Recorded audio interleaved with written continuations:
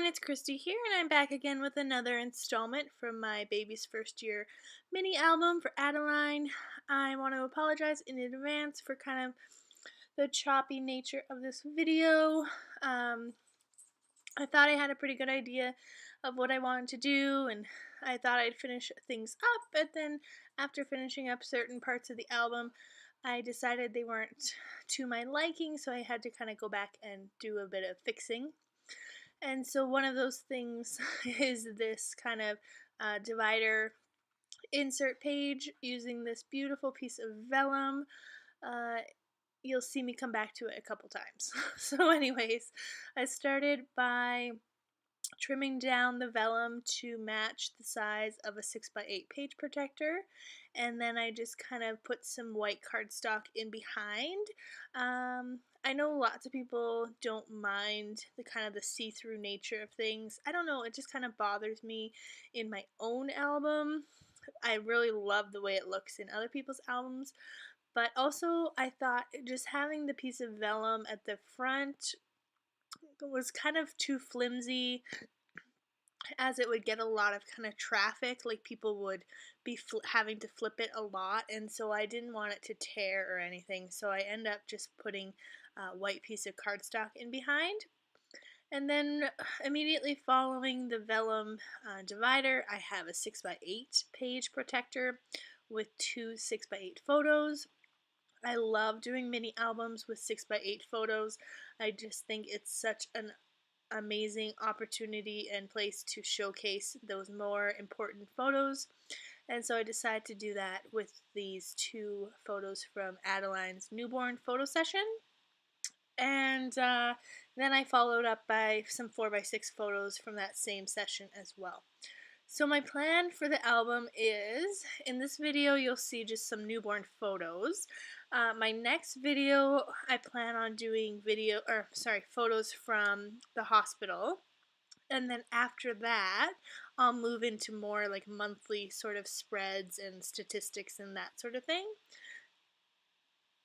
So you just saw me go back there and back the vellum piece with some white cardstock, and I used just my tiny attacher to staple the two layers together, and I'm still not happy with it, so I'll go back to it a little bit later on. But I moved on to the 6x8 photo.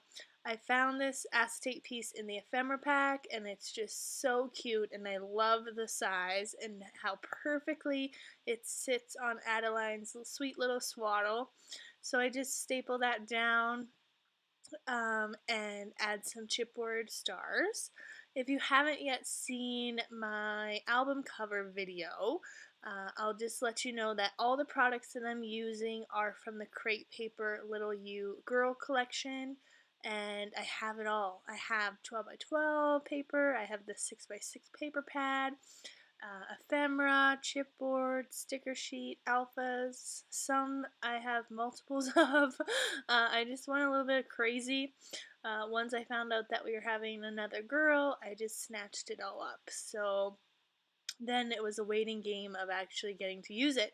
So I do bring in some other things from my stash, minor things like this baker's twine, and I can foresee having to bring in some more like enamel dots and things like that into the album in the future, but for the most part the products you see are from the Crate Paper Little You collection.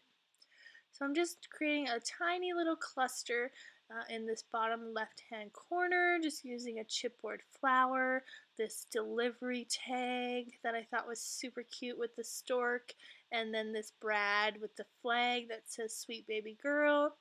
I really like bringing in things with multiple dimension, multiple textures, so I just kind of make sure when I'm doing a cluster that I keep that in mind, I guess.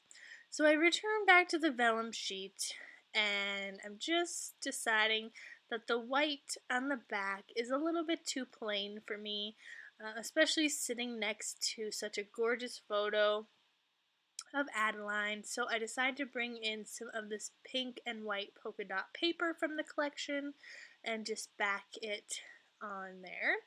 So I'm going to use my glossy accent just to make sure that it's on there really well. And also I've been finding that I've been going through my roller tape adhesive quite quickly now that in doing my weekly project life spreads, I am matting my photos onto white cardstock. So just to save some more adhesive, I decided to use the glossy accents. And so now the reverse side of this divider has the nice pink and white polka dot. And a little bit later off camera, I decide to use those pink alphas off to the right there and just spell out Adaline's name in the bottom corner. Alright, so now we're on to the 4x6 photos. Lots of filler cards in this section of the album. It's my favorite part, is creating filler cards. And like I mentioned, I try to use some of each type of embellishment when I'm creating clusters. And I also really like bringing in scrap pieces of paper. So I just had a scrap piece there of that pink and white polka dot paper. And the reverse had this really nice gray with some pink like triangle patterns paper. So I decided just to cut a little strip of that just to layer in behind the bunny. And I initially wanted to use the like kind of ruler chipboard, but decided to save it for another filler card coming up. And instead I used the stork. So I kind of wanted to go more, I guess, chronological in my filler cards. So this filler card is going to talk about the date that she was born. So I use the stork and then this really nice acetate piece that I'm just now realizing I did not peel off the plastic from, but it's still fine. It's not too cloudy in person. And then I'm using the alphas to write out the date she was born, so June 23rd, 2016. And I kind of fiddle around quite a lot with the placement and where I want things. Ideally, I would have liked to have the month, the day, and the year, but it just wasn't going to fit, and I didn't have two of the larger number twos for the date and the year, so I decided instead just to write June 23rd.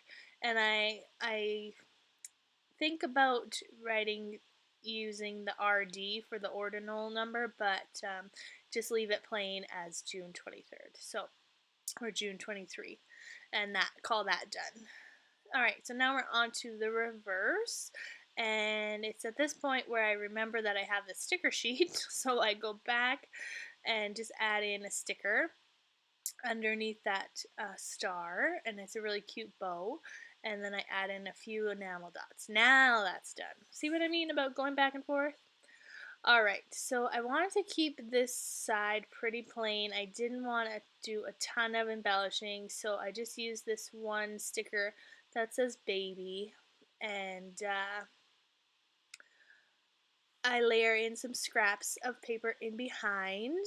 When I go to adhere this down, I end up dropping it on the photo. And if you've seen any of my other mini album projects, you'll know or remember me mentioning maybe that when I do a mini album, I usually get my photos developed elsewhere. So usually I use my Canon selfie. When I do my weekly project life spreads, I use my Canon selfie. But when I do a mini album, I get them printed at London Drugs, and they're a bit glossy. And so I just dropped that onto the photo, and it's really sticky. It's a sticky mess, and I'm trying to get it off there, but it just didn't work. It was worse and worse, so I'll have to reprint that photo at a later date.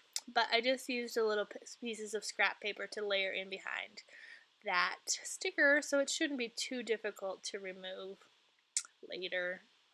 Alright, next filler card. This one I'm definitely using that ruler, and this filler card I wanted to write about her statistics, so her weight, what time she was born, all that. So I'm using a couple more scraps of paper, that cute little bunny, and the ruler.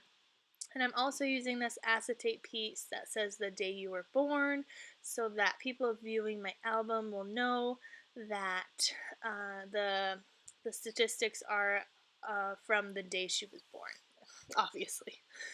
And when I was editing this video, like, this is so embarrassing. When I was editing this video, I realized that I put the wrong weight. Like, you'll see that I even, like, write it out in advance so that I know it will fit. And I totally wrote the wrong weight. So I'm gonna have to go back and redo it, which really makes me sad because I only have one of these sticker labels. So it should read 7 pounds, but I wrote 8 pounds uh, because that's how tired I am sometimes. But anyway, when Nora was born, she was 8 pounds, 2 ounces. Adaline was 7 pounds even. So, whoops, I messed that up. So, yeah, not sure quite how I'm going to fix that, but I'll have to get pretty creative, I think, and try to fix it. Because that's not something that you can just, like, leave. You know, like when you make a spelling mistake or something, like you mess up the date, like, or, on Monday we did this when really it happened on Tuesday. Like, this is a pretty significant error on my part, so I will have to go and fix that.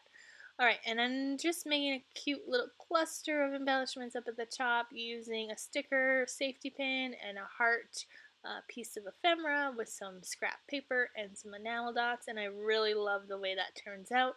I didn't want to take away from the photo at all, so I just make a little cluster in the corner.